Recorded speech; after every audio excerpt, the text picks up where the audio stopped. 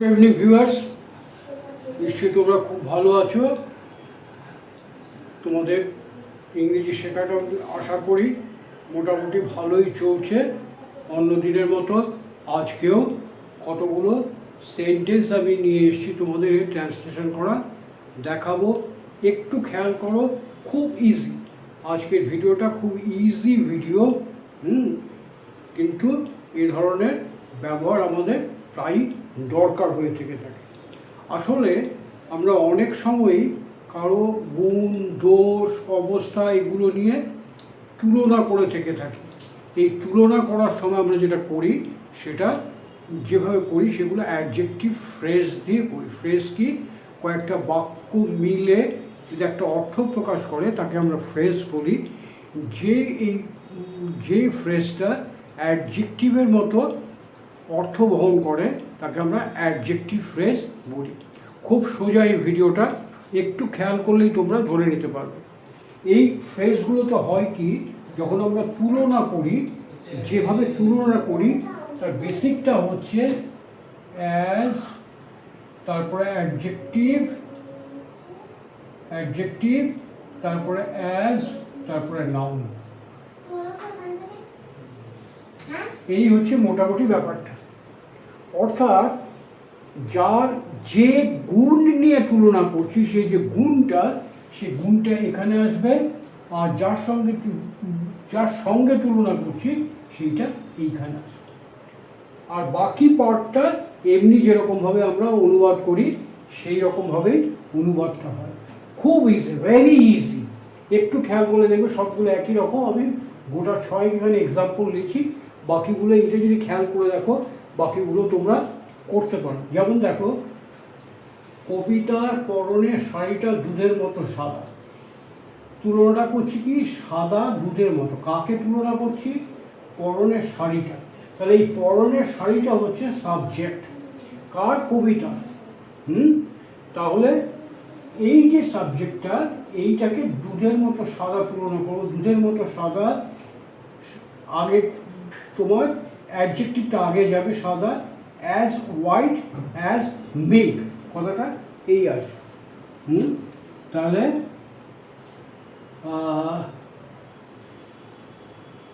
ইংরেজি কীভাবে করবো? এটা আমরা প্যাসিভে করতে পারি।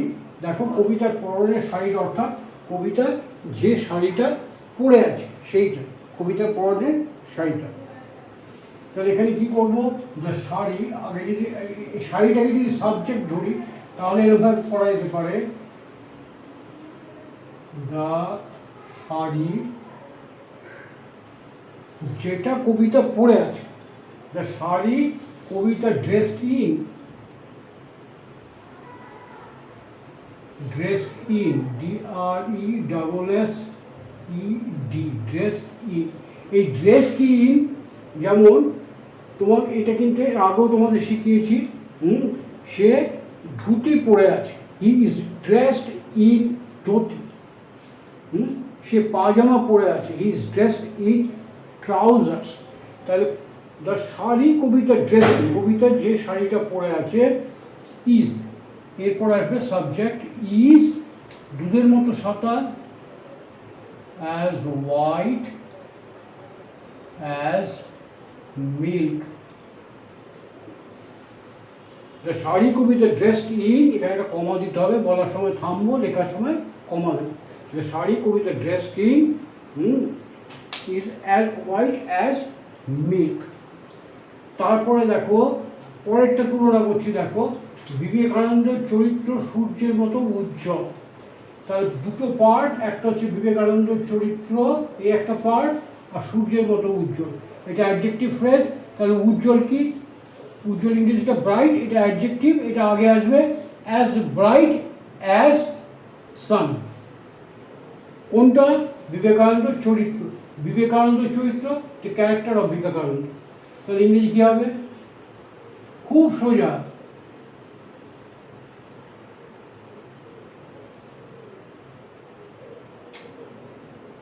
আজকাল লিখতেও পারি না, character of Vivekananda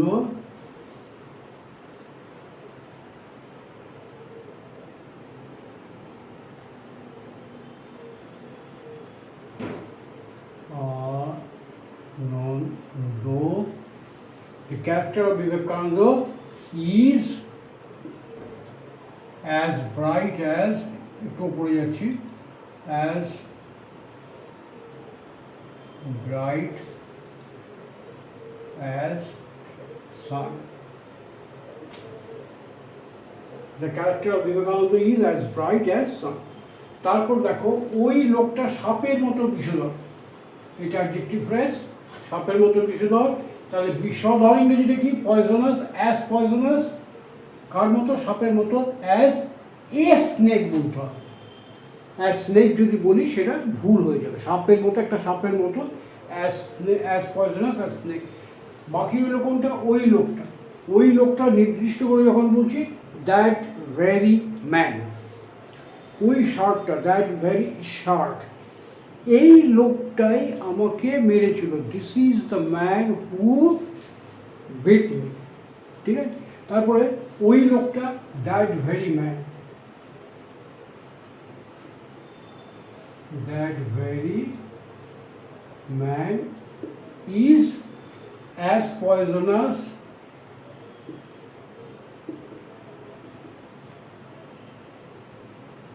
as a snake. খুব ইজি, খুব ইজি, একটু খেয়াল করলেই সবগুলো পড়া যাবে। বোঝা গেল? তারপর দেখো তার মন মাখনের মতো নরম, অ্যাডজেক্টিভ ফ্রেজ কোনটা? এইটা, মাখনের মতো নরম। নরমটা কি? সফট। কার মতো? মাখনের মতো। As soft as butter. তাহলে তার মন, তার মনে কি? His mind, his mind is as soft as butter. এখানে দেখো his mind is as soft as butter, এটা না বলে যদি আমরা এখানে বলছি তার মন মাখনের মতো নরম, তাহলে লোকটা মাখনের মতো নরম। সেখানে হিজ মাইন্ড না বলে আমরা হি is as soft as butter এই কথা বললেও চলে, বা এই কথা এরকমভাবে আমরা বলে থেকে থাকি। ঠিক আছে? তারপর দেখো মহিমবাবুর কথা বলো না, ও তো শেয়ালের মতো ধূর্ত। তাহলে শেয়ালের মতো ধূর্ত, এটা হচ্ছে অ্যাডজেক্টিভ, এটা হচ্ছে নাউন। হ্যাঁ, তাহলে অ্যাজ ধূর্ত ইংরেজি হচ্ছে কানিং, অ্যাজ এ ফক্স, একটা শেয়ালের মতো। বাংলায় আমরা একটা শেয়ালের সময় মতো বলি না, কিন্তু ইংরেজি করার সময় অ্যাজ এ ফক্স, শেয়ার কথাটা যখন প্রথমবার বলছি তার আগে একটা আর্টিকেল এ অথবা অ্যান, যেখানে যেরকম বসাতে হবে। তাহলে মহিমবাবুর কথা বলো না, ও তো শেয়ালের মতো ধূর্ত, এখানে ও তো বলতে হি। ঠিক আছে? আর মহিমবাবুর কথা বলো না, এটাও এই ধরনের ইংরেজি তোমাদের আগে বলেছি। মহিমবাবুর কথা বলো না, ডোন্ট স্পিক অফ মহিমবাবু। মহিমবাবুর কথা বলো না, ডোন্ট স্পিক অফ মহিমবাবু।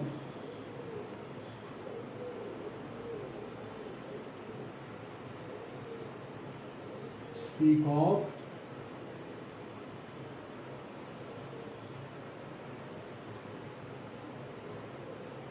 বলার সময় থামবো, লেখার সময় কমানো।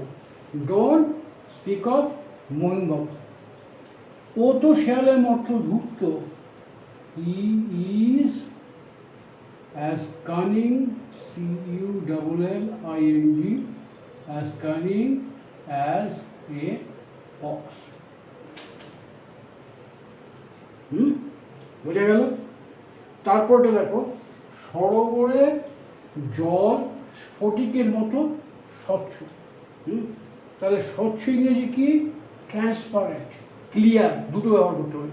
আর স্ফটিকের মতো ক্রিস্টাল, তাহলে অ্যাজ ট্রান্সপারেন্ট অ্যাজ ক্রিস্টাল। কোনটা? সরোবরের জলটা। তাহলে সরোবরের জলটা, the water of the lake.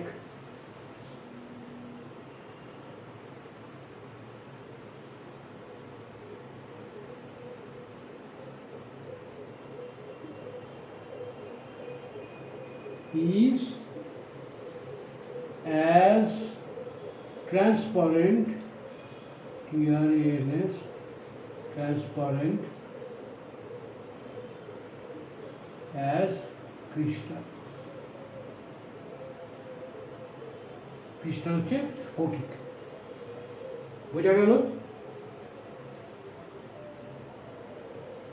দেখো এই যে আমরা এইটা তুলনা করে এরকমভাবে বলতে পারি, কিন্তু এটা আবার অন্যরকম ইংরেজিতেও বলা যায়। সরোবরের জলটা স্ফটিকের মতো স্বচ্ছ। এটা এরকমভাবে বলা যায়,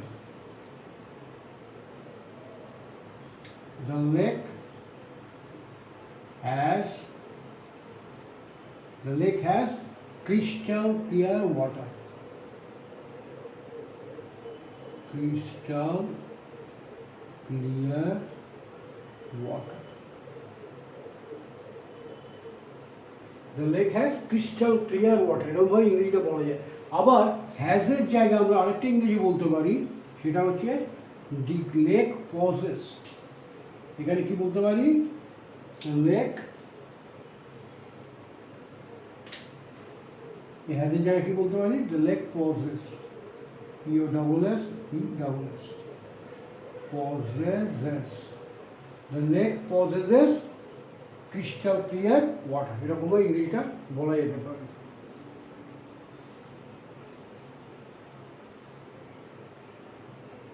তারপর দেখো, তার রূঢ় আচরণ আমার মনকে সীসার মতো ভারী করে তুলল। এখানে দেখো সীসার মতো ভারী, ভারী ইংরেজি কি? হেভি। আর সীসা লেড, তাহলে অ্যাজ হেভি অ্যাজ লেড হলো। তাহলে তার রূঢ় আচরণ, ইজ রুড বিহেভিয়ার, মনকে ভারী করে তুলল। মেড, তুলল পাস্ট টেন্স, তাহলে his rude behavior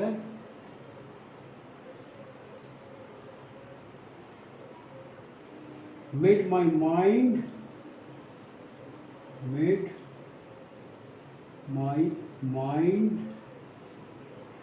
keep as heavy as H-A-V-Y, as heavy as lead। ঠিক আছে? His rude behavior made my mind as heavy as lead। তারপর দেখো, মেয়েটির চোখ দুটি সাগরের মতো গভীর, ডিপ অ্যাজ সি। তাহলে মেয়েটির চোখ দুটি the two eyes of the girl। কি লিখবো আমরা ইংরেজিটা?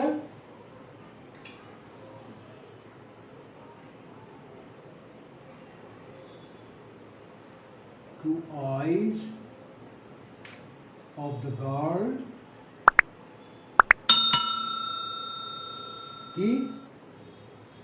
the two eyes of the girl are as deep as sea। সমুদ্রের মতো গভীর, সাগরের মতো গভীর। ঠিক আছে? যেমন দেখো, যদি আরেকটা ইংরেজি বলি, যদি এরকম বলি,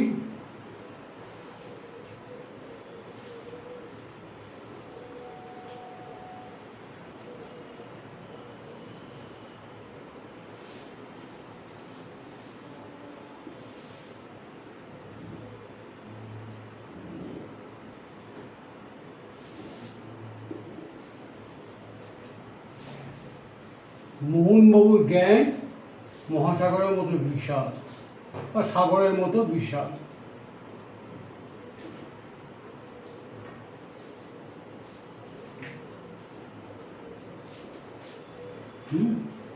মোহনবাবুর জ্ঞান মহাসাগরের মতো বিশাল। এখানে মহাসাগরের মতো বিশাল, বিশাল ইংরেজি ভাস্ট, তাহলে as vast as an ocean. আর মহিমবাবুর জ্ঞান, দ্য নলেজ অফ মহিমবাবু, তাহলে এখানে the knowledge of Mahimbabu is as vast as ocean. এরকমভাবে বলতে পারি, মানে এইভাবেও বলা যেতে পারে, দ্য নলেজ অফ মহিমবাবু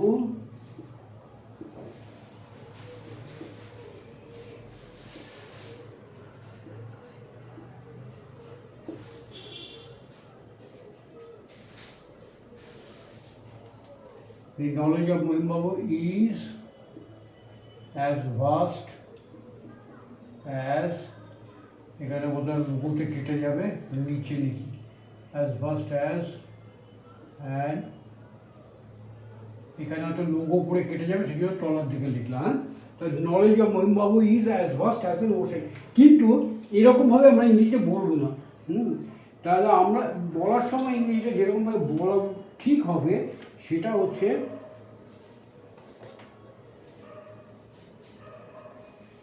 মহিম বাবু, আবার দেখো এই পজেস কথাটা কোথায় লিখলাম, এখানে পজেস, এটা ব্যবহার করতে পারি। মহিম বাবু pauses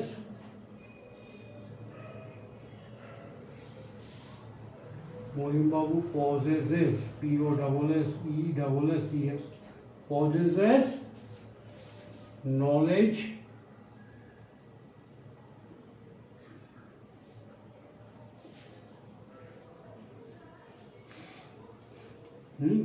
Mohim Babu possesses knowledge as vast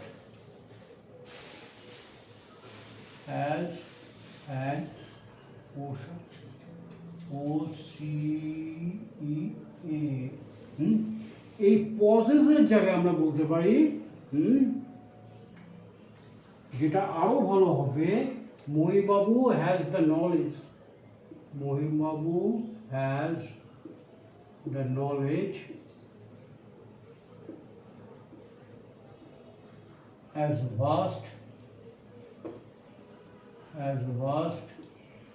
as an ocean। যে ইংরেজি সব থেকে ভালো হবে সেটা হচ্ছে এইটি, Mahim babu has the knowledge as vast as an ocean.